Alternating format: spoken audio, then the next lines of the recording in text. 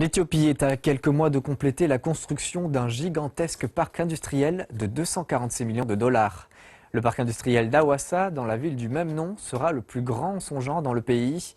Les responsables du projet espèrent que 50 000 emplois seront créés dès son ouverture.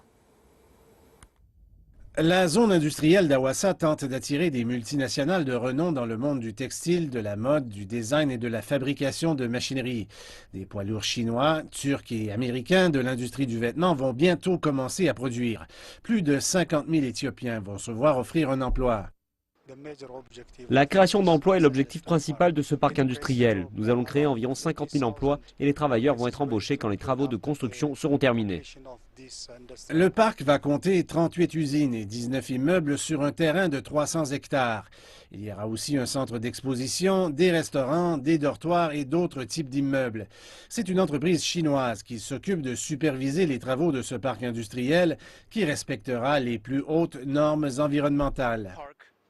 Notre parc est conçu pour ne créer aucun déversement d'eau usée ou de tout autre liquide dans l'environnement. Ce sont des normes qui ont été mises en place par une entreprise d'État qui travaille dans plus de 40 pays depuis 40 ans.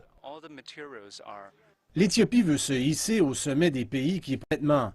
C'est pour cette raison que le parc industriel, qui est situé à 270 km de la capitale Addis-Abeba, est conçu pour répondre aux besoins de cette industrie.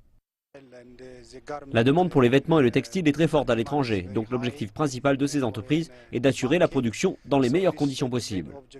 Pour que le pays devienne une véritable plaque tournante de la production de vêtements en Afrique, l'Éthiopie a décidé de mettre en place 4 autres parcs industriels comme celui-ci à travers le pays.